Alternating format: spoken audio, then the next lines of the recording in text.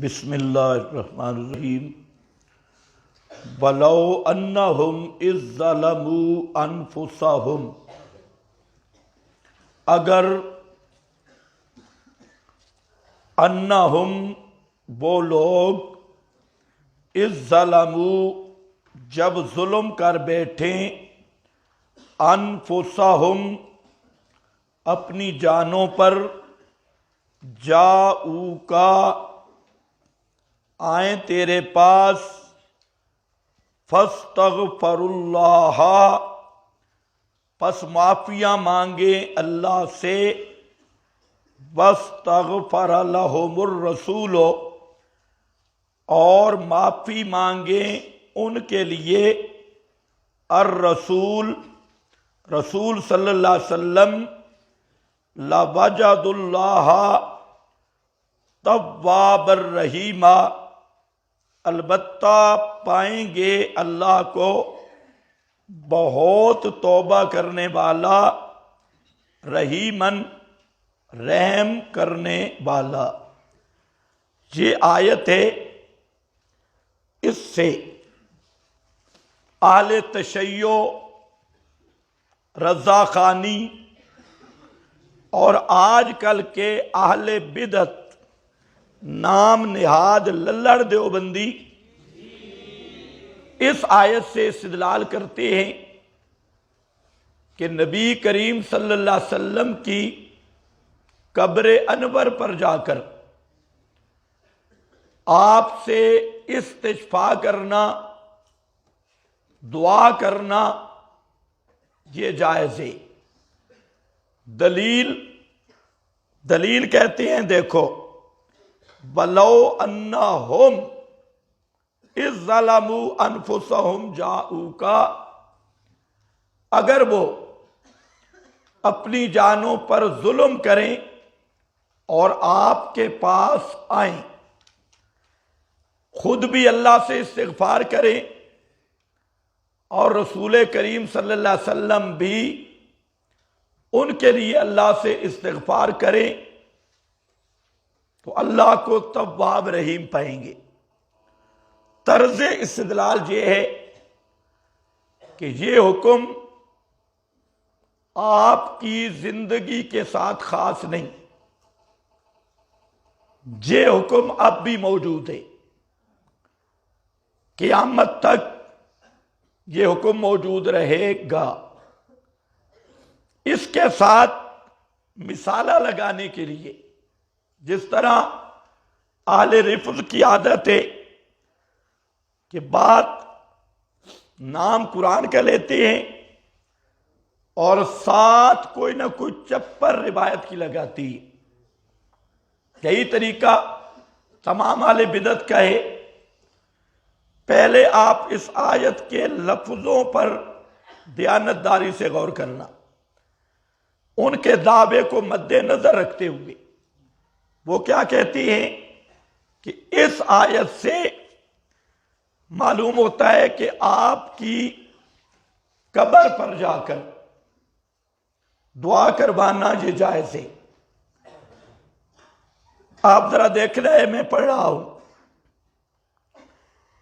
کس لفظ کا معنی ہے کہ نبی کریم صلی اللہ علیہ وسلم کی قبر انور پر جا کر استشفاء کرنا یا دعا کرنا۔ آیت پوری مطالعہ کر لو، کوئی ہے ایسا لفظ؟ غور سے پڑھ لو، ہے کوئی ایسا لفظ؟ تو پھر یہ لوگ قرآن پہ کتنا بڑا جھوٹ بولتی۔ افتراء علی اللہ یہ معمولی جرم نہیں۔ ومن اظلم ممن افترا علی اللہ کاذبا۔ یہاں تین باتیں میں عرض کروں گا۔ پہلی بات کہ وَلَوْ أَنَّهُمْ اگر وہ ہم ان رافضیوں، رضا خانیوں اور اہل بدعت دیوبندی اس میں سب کا ایک نظریہ اس مسئلے میں، شیعوں کا بھی، بریلویوں کا بھی اور 10 نمبر دیوبندیوں کا بھی. یہ میرے پاس تسکین و صدور بھی موجود ہے. چلو اس پہ بعد میں بات آئے گی، مختصر سمجھو. اب پہلی بات یہ ہے، ان سب کو میں غالی صاحبان سے تعبیر کروں گا. غالی صاحبان سے ہماری گزارش ہے، بلو انہم، یہ ضمیر ہے، اس ضمیر کا تم فرد ہو یا نہیں، اس ضمیر کے مرجع بھی تم داخل ہو یا نہیں. پہلے یہ فیصلہ کرو، اس ضمیر کا مرجع میں کون ہے؟ منافقین. ہم ضمیر کا مرجع کون ہے؟ اونچے بولو شابش، کون ہے؟ ہم ضمیر کا مرجع منافقین. تمام مفسرین متفق ہیں، سیاق بھی یہی ہے. اب ہم کہتے ہیں تم اس میں ہو یا نہیں. اگر تم اس ہم ضمیر کے مرجع کا فرد ہو تو تمہیں مبارک ہو، تم کٹر ظالم بھی ہو، منافق بھی ہو. اور اپنے منافق ہونے پر تم نے خود مہر لگائی. اور اگر تم اس ہم ضمیر میں داخل نہیں تو پھر اپنے لیے استشفاء کی درخواست، دعا کی درخواست کس طرز پہ ثابت کی؟ اس کو ذرا لاؤ. ہم ضمیر کے مرجع میں تم ہو نہیں تو آج پھر آیت کی تعریف کیوں کی؟ آسان سی بات ہے. آپ ان سے پوچھ لیں مناظرت سے پہلے، اس کو کہو کہ ہم ضمیر کا تم مرجع میں داخل ہو یا نہیں. اگر داخل ہو تو ہم ضمیر کا مرجع کون ہے بھائی؟ تو تم نے اپنا منافق ہونا تسلیم کر لیا. یہاں ہی مناظرہ پورا ہو گیا ہے.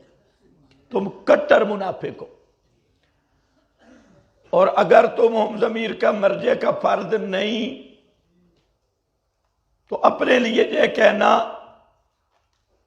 کہ قبر پر استشفاء کرانا ہمارے لیے جائز ہے تو پھر اس سے بڑی تعریف کیا ہوگی؟ اسی بڑے تم تو فرد ہی نہیں ہو ہم کا. نمبر 2، دوسرا یہاں پر لفظ آیا جاؤکا. کیا لفظ ہے؟ جاؤکا، کہ آپ کے پاس آئیں. جاؤکا یا جاؤ قبرہ کا، کس کے پاس جانا ہے؟ قبر کے پاس یا رسول اللہ صلی اللہ علیہ وسلم کے پاس؟ جاؤ قبرہ کا نہیں، جاؤ کا. ان غالیوں کی تحریف بھی دیکھیں. آیت میں لفظ ہے جاؤ کا اور یہ بنا رہے ہیں جاؤ قبرہ کا. اور تمام فقہا متفق ہیں کہ اذا حلف لا يدخل على فلان تقید بالحیات فلو دخل علیہ میتا لا یانسو. کہتے ہیں کہ کسی کی طرف جانا یا کسی کی قبر کی طرف جانا یہ دونوں الگ امر ہے.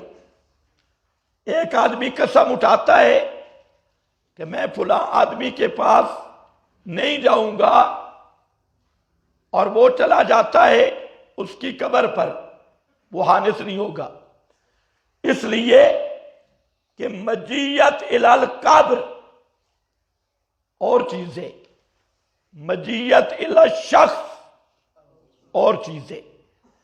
دوسری بات کا خلاصہ کیا نکلا؟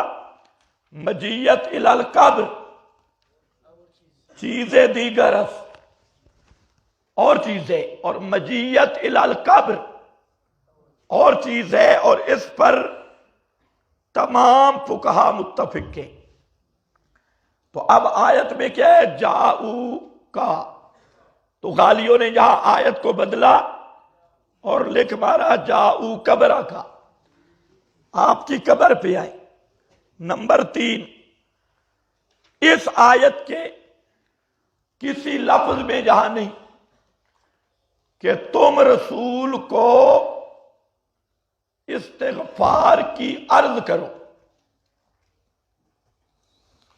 اور یہ غالی تو وہاں جا کر عرضیاں پیش کرتے ہیں، عرض کرو، یہ بالکل نہیں۔ تو جاؤ کا، جاؤ قبرہ کا آپ نہیں بولیں گے، وقت بہت کم ہے، دونوں کا فرق ہے نہیں ہے۔ بات عرض کر رہا ہوں کہ ہم غالی صاحبان سے پوچھتے ہیں کہ قرآن کو تم نے صحیح سمجھا ہے یا پیغمبر کے صحابہ نے؟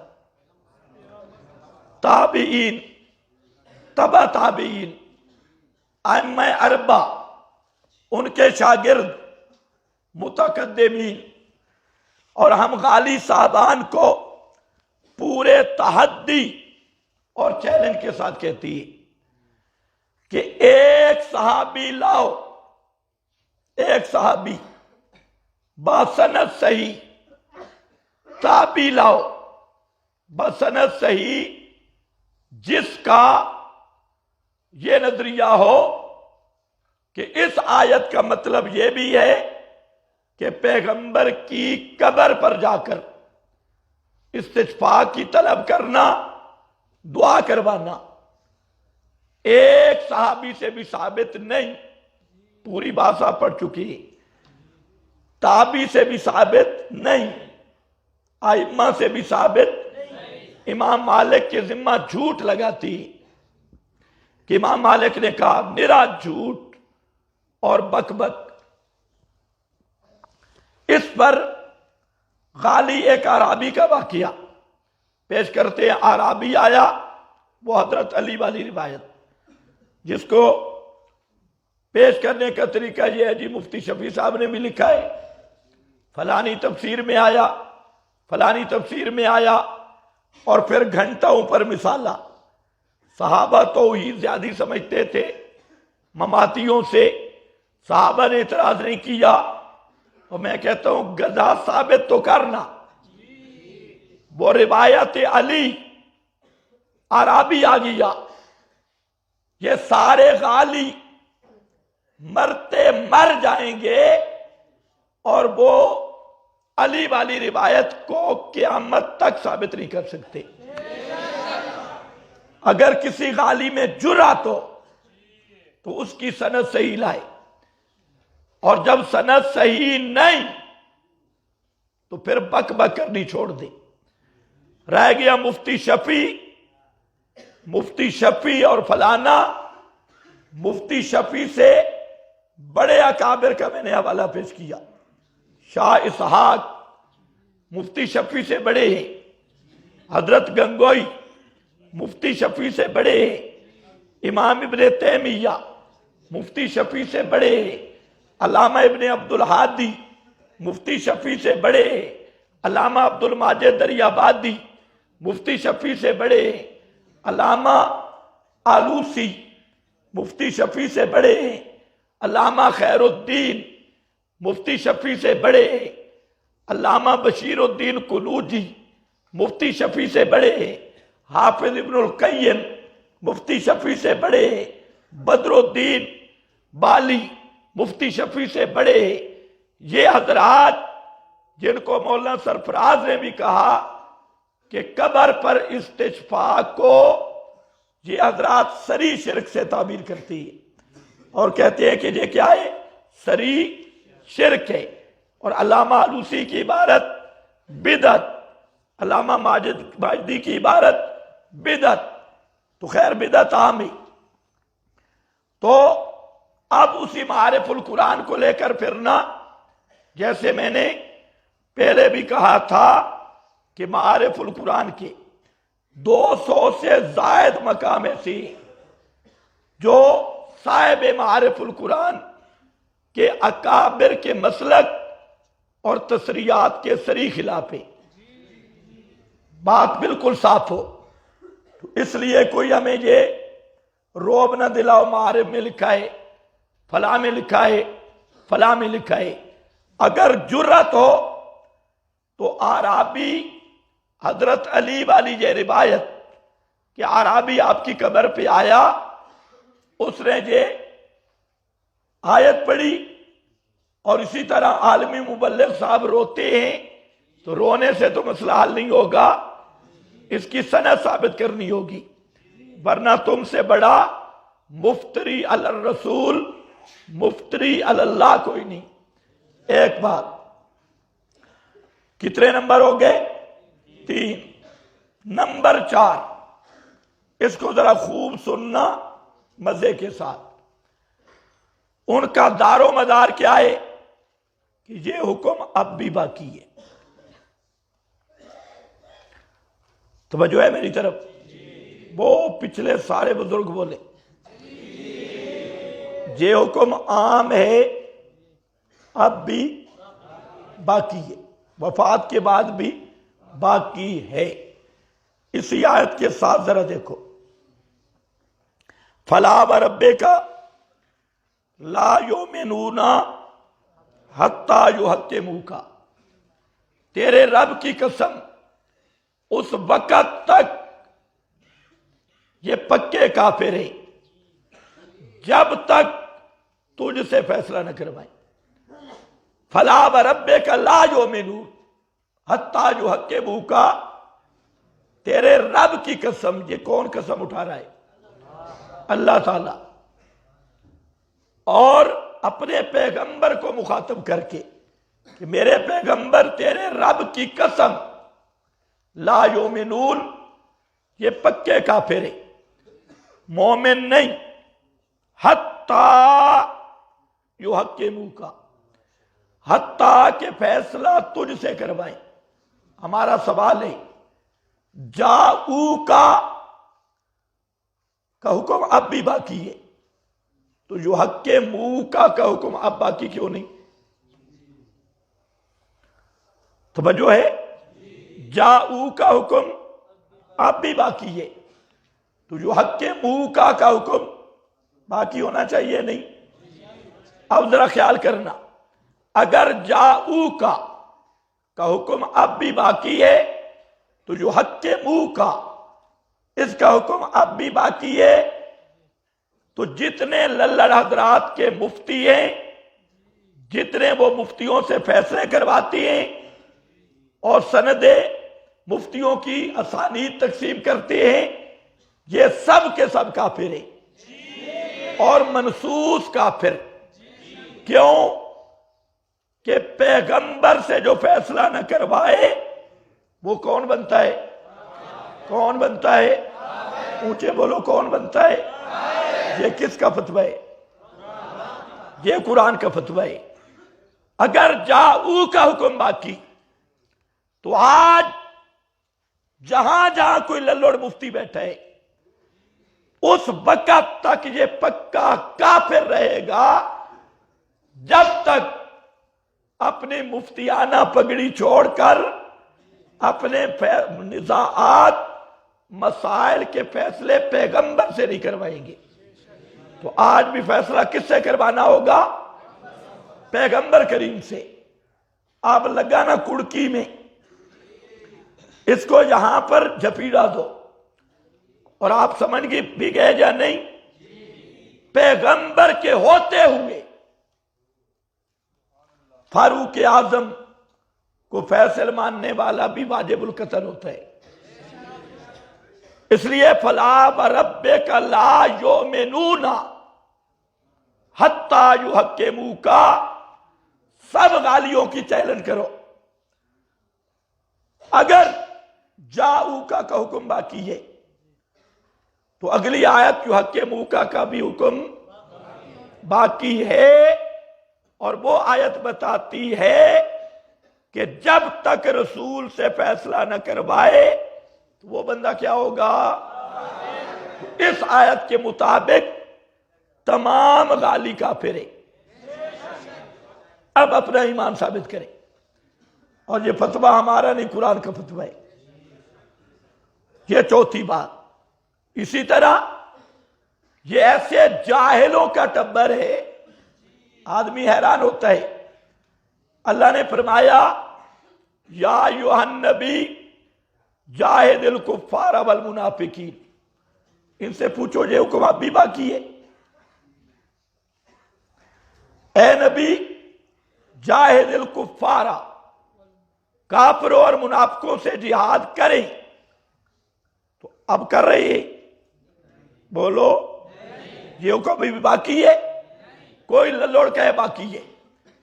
اللہ نے فرمایا قاتل فی سبیل اللہ، میرے پیغمبر اللہ کی راہ میں قتال کر۔ پوچھو ان غالیوں سے کہ اس آیت کا حکم بھی باقی ہے؟ آپ صلی اللہ علیہ وسلم اب قتال کر رہے ہیں؟ قرآن تو کہتا ہے قاتل فی سبیل اللہ، اور قرآن کہتا ہے بلغ ما انزل الیک من ربک، کہ میرا پیغمبر قرآن کو پہنچاؤ، بلغ، تبلیغ کر۔ ابھی آپ کر رہے ہیں؟ تو بلغ کا پھر کیا معنی؟ یہ حکم باقی ہے یا وفات میں ختم ہو گیا؟ اگر باقی ہے تو پھر آپ کو اب بھی تبلیغ کرنی چاہیے، بلغ ما انزل الیک من ربک۔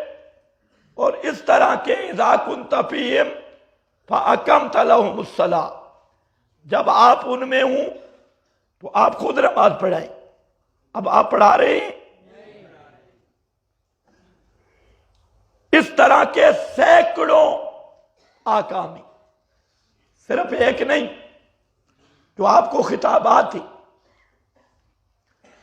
تو اگر یہ کہو ان کا بھی حکم باقی ہے تو پھر شریعت کا ایسے مذاق بنے گا کہ کوئی ہندو اور سکھ بھی تمہارے کفر کا مقابلہ نہیں کر سکے گا۔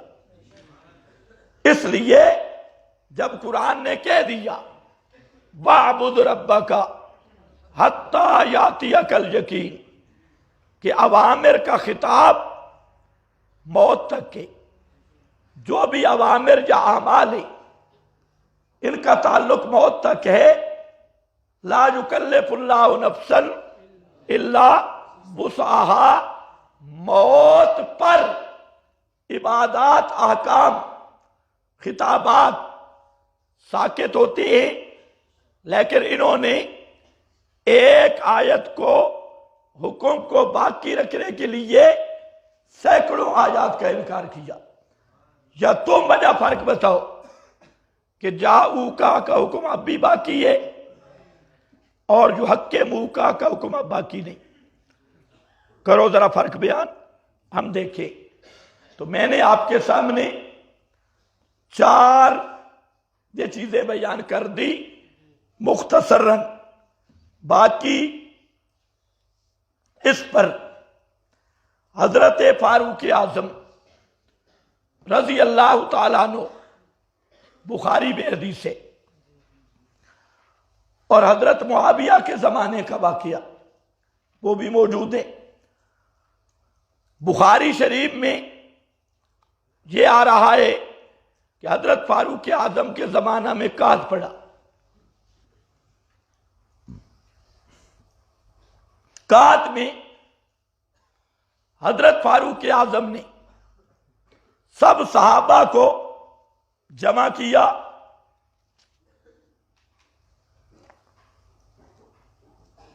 اور جمع کر کے وہاں مسجد غمامہ ہے، مسجد نبوی کے ساتھ، حضرت عباس کو آپ نے ممبر پہ بٹھایا، اور حضرت عباس کی سفید داڑھی تھی۔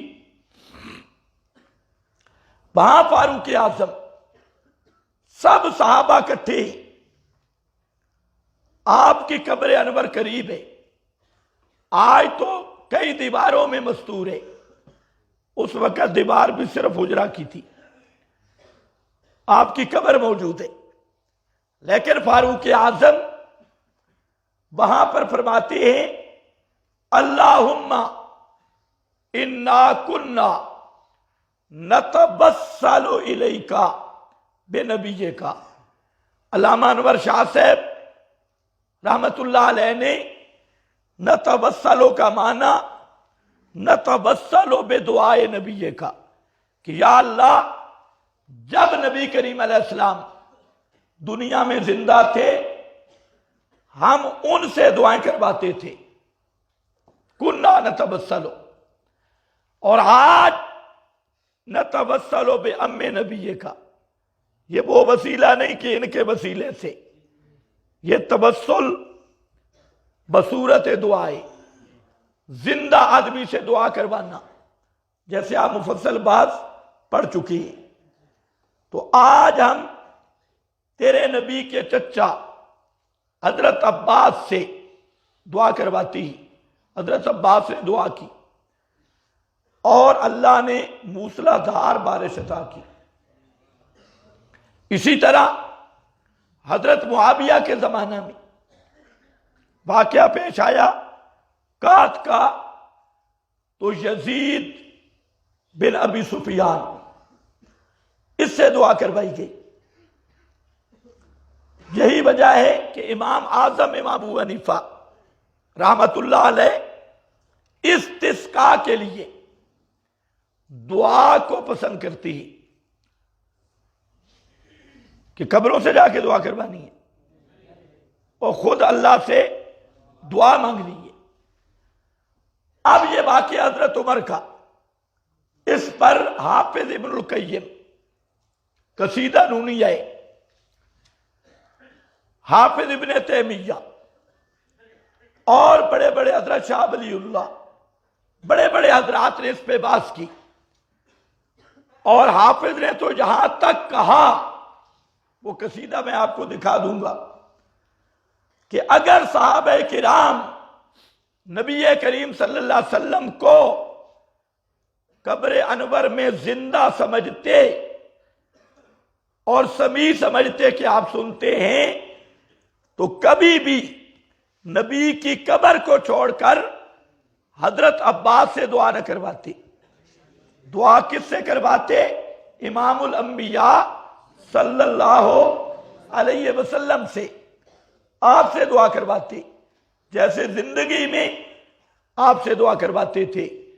اور اسی طرح حافظ نے اور صاف لکھا کہ اگر کسی میت سے دعا کروانا جائز ہوتی تو پیغمبر کے صحابہ اللہ کے محبوب سے دعا کرواتے۔ صحابہ کے ذہن میں ولو انہم والی آیت نہیں تھی،